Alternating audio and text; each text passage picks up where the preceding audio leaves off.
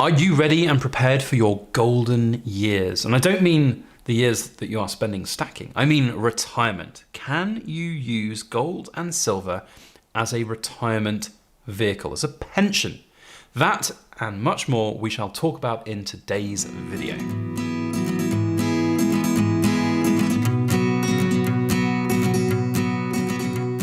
Hello everybody, Backyard Bullion here, and a warm welcome to you all joining me for another precious metal ramble. Now today I want to talk about pensions and whether or not gold and silver can be a viable alternative to more traditional pension options.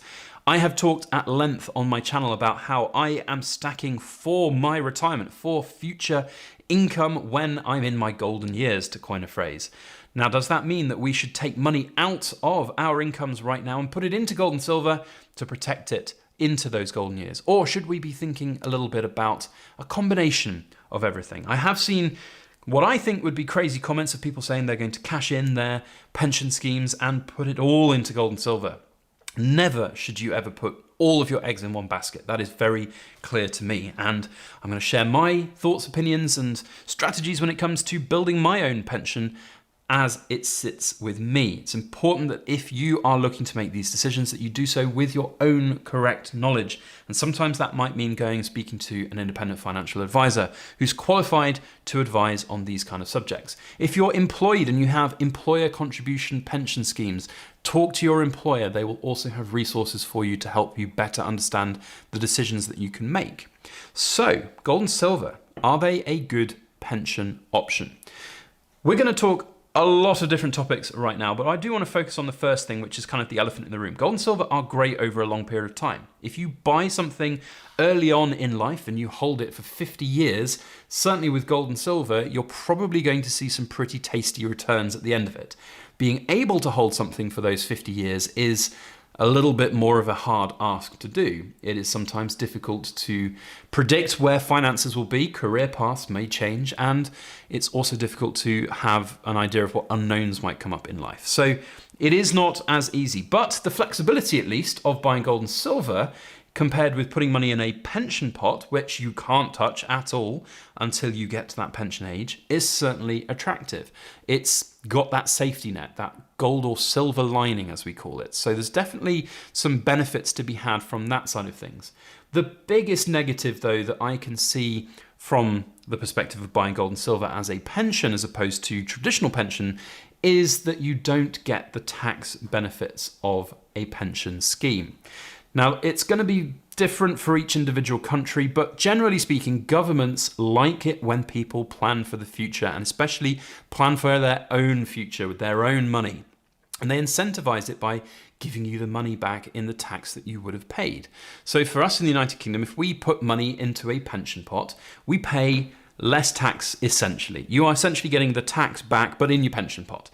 So it's locked up for a long period of time until you get to that point in life when you can use it.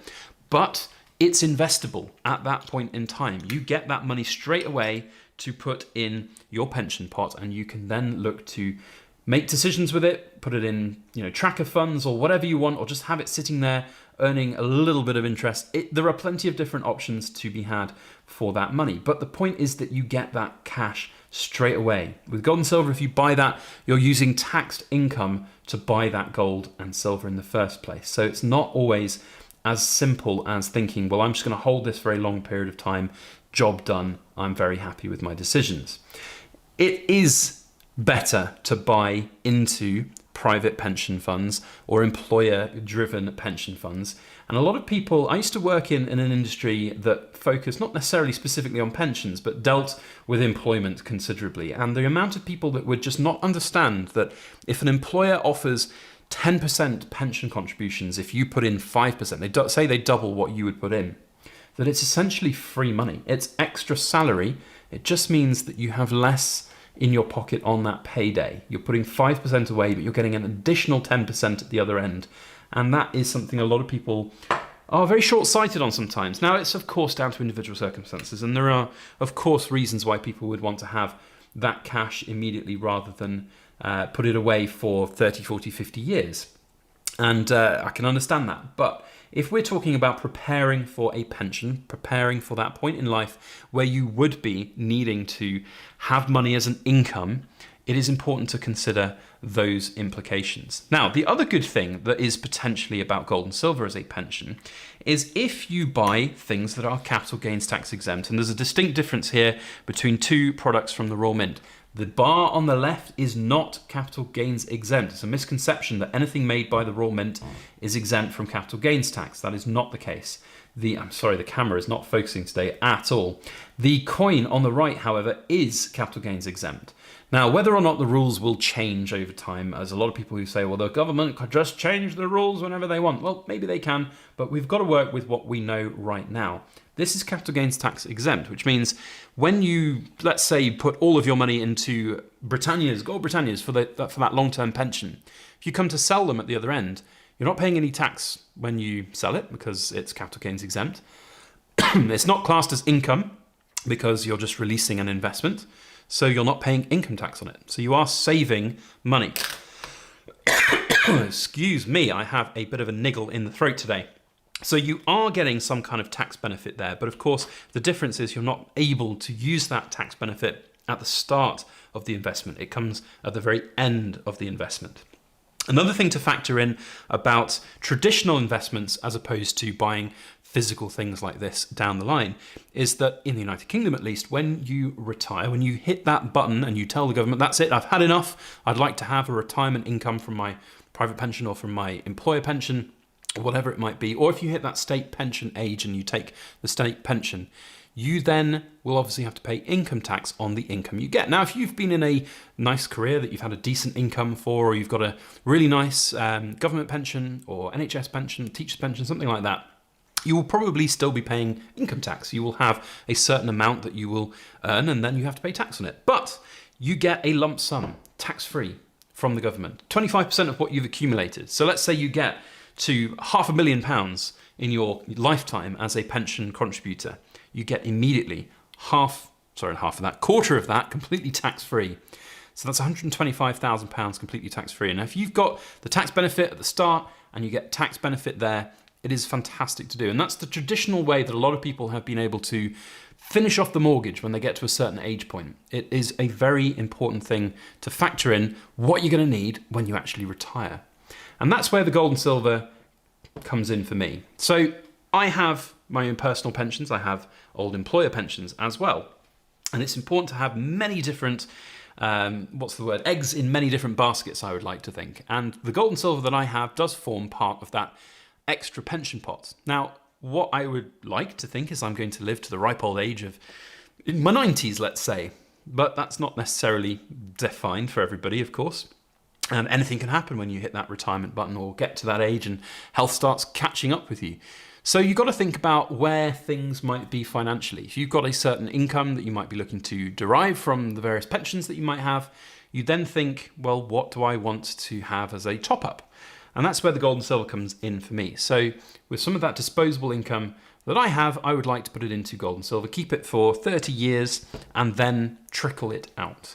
Gives me something to do in that retirement age as well, to still have a hobby, still collect some coins and still look to sell things and enjoy the process of selling things. Keeps you definitely very busy. It's not something I sort of, thought of doing when I started this YouTube channel, but I like to think that in 30, 40 years time, when I'm at those golden years, I might still be doing some kind of craft like this, or I don't know if the world will still exist in 30 or 40 years. But you see my point. It is important to have that trickle-down income. And the gold gives you some flexibility. If you have traditional pensions and you get a defined income, there is a very common phrase here that pensioners will often use, that they're on a fixed income. Some pensions will, of course, go up with inflation, and various different measures every year will make them increase. But generally, it's not as flexible as just having a pile of gold that you can sell a little bit more of. If you want to go on that world tour, you can sell £10,000 worth of gold and buy that round the world plane ticket or ferry ride or whatever it might be. There's definitely some flexibility when it comes to owning gold and silver. Now, the biggest thing for me, though, is about transporting that wealth through time and having that diversification. It's important for me because putting money into pension schemes where you would have to maybe look to invest it in stocks and shares markets, it's, of course, very exposed in this crazy world that we're in. You have some gold and silver and you've hedged your bets a little bit. Now, for me, that is an important factor to have. For others, it might not be as important. For other people, it might be the sole reason that they look to cash all of their stocks and shares out and put it all into gold and silver. I am not a financial advisor, and all the things I've been talking about in this video are, of course, just my opinions. But I can tell you my opinion on putting all of your money into gold and silver for your pension. That is not a good idea. One of the negatives, of course, is that it is a fluctuating market. There will potentially be price points that you don't like. And if you're relying on monthly income from gold and silver that you've accumulated over a long period of time, you've got to think, well, if I'm selling an ounce of gold every month to live, then what if the price is lower? Do I need more money? Of course, it can swing the other way if the price goes up even more. Then you've got to think about how much gold and silver you've got to have an income. Let's be quite honest. If you want a decent income in the United Kingdom right now, let's call a half decent pension that you can live on £40,000 a year. You're going to have to sell at the moment, what's that, 25 ounces of gold a year to get by? That's quite a lot. Is my maths right there? Hang on, let's just do a quick calculation. 25 times 1600. Yeah, 40,000. That's exactly right. How good was that? 25 ounces of gold per year that you need to live on. That's an awful lot of gold that you've got to accumulate, especially if you, let's say, retire at 65 and you live to 95, 30 years. That's going to be maths I have to go onto the calculator again to do. If we do 25 a year times 30 years, you need 7,500 ounces of gold. At today's prices, that's... no, that can't be right. 25 ounces a year times 30 is 750. There we go. I'm getting the maths better now. Times that by 12 million. It's 1.2 million pounds you'd have to put away in gold just to have 40,000 pounds a year trickling out. Now that's assuming, of course, gold prices are the same. But you've got to think about it as the inflation protection mechanism. So if you're putting 1.2 million, let's do that example. If you're putting 1.2 million pounds into gold right now to have as a pension income, you're going to be able to have 1.2 million pounds worth of stuff in 50 years' time. That 1.2 million might well be 10 million by then, but that 10 million will have a lot less buying power. So that's definitely something to think about and factor in. You know, it's not a product, gold and silver is not a product that appreciates over time the same way as stocks and shares do, for example, or other investments that you might be able to hold. It is a very different animal altogether.